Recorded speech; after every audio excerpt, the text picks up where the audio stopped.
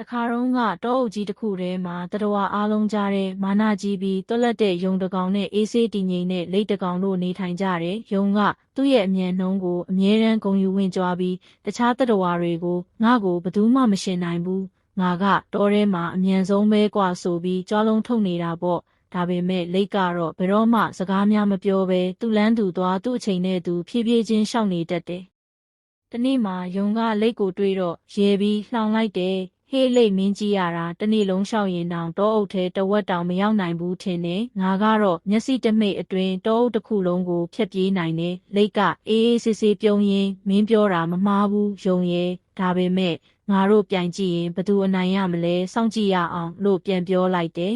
။ယုံကဒါကိုကြားတော့ဦးတက်အောင်ရဲပြီးမင်းနဲ့ငါပြိုင်မယ်ဟာဒါကဟာတာပဲကဲဘာလို့မပြိုင်ရမှာလဲမနှက်ဖြန်နေထွက်တဲ့အချိန်တောင်ကုန်းကြီးရဲ့ထိပ်ကိုဘသူအရင်ရောက်မလဲပြိုင်ကြတာပေါ့လိတ်ကလည်းခေါင်းညိတ်ပြီးသဘောတူလိုက်တယ်တောတွေကတတဝါတွေအားလုံးဒီသတင်းကိုကြားတော့အံ့ဩပြီးမနှက်ဖြန်ကိုစောင့်မျှော်နေကြတယ်ပြိုင်ပွဲနေ့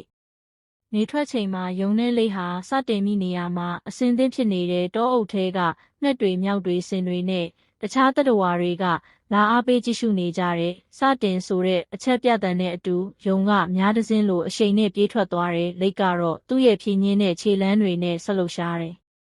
ယုံကခဏအတွင်းမှာပဲလမ်းတစ်ဝက်ကျော်ရောက်သွားပြီးနောက်ကိုလှည့်ကြည့်လိုက်တော့လိတ်ကိုအရေးတောင်မမြင်ရဘူးဟာဒီလိတ်ကဘလို့မှငါ့ကိုမမီဘူးငါနည်းနည်းအနားယူလိုက်အောင်မယ်ဆိုပြီးတစ်ပင်အောက်မှာလှဲချလိုက်တယ်နေရောင်ကနှွေးထွေးနေတာမို့ယုံဟာမျက်လုံးမှိတ်ရင်းအိပ်ပျော်သွားတယ်ဒီအချိန်မှာလိတ်ကတော့ဖြည်းဖြည်းချင်းရှေ့ဆက်လျှောက်နေတယ်သူ့ရဲ့ခြေလမ်းတွေကနှေးပေမဲ့ဘယ်တော့မှမရက်ဘူးနေကအမြင့်ဆုံးရောက်လာတဲ့အချိန်မှာလိတ်ဟာလမ်းတစ်ဝက်ကိုရောက်လာပြီးယုံအိတ်နေတဲ့နေရာကိုဖြတ်သွားတယ်ယုံကအိမ်မက်ထဲမှာသူအနိုင်ရပြီးအားလုံးကချီးကျူးနေတာကိုမြင်ရင်းပျော်နေတော့မယ်အချိန်လှည့်ပြန်နေဝင်ချိန်နီးလာတော့ယုံတကောင်အိပ်ယာကနိုးလာပြီးအံ့ဩသွားတယ်။အိုးငါဘလောက်ကြာအိပ်ပျော်သွားတာလဲ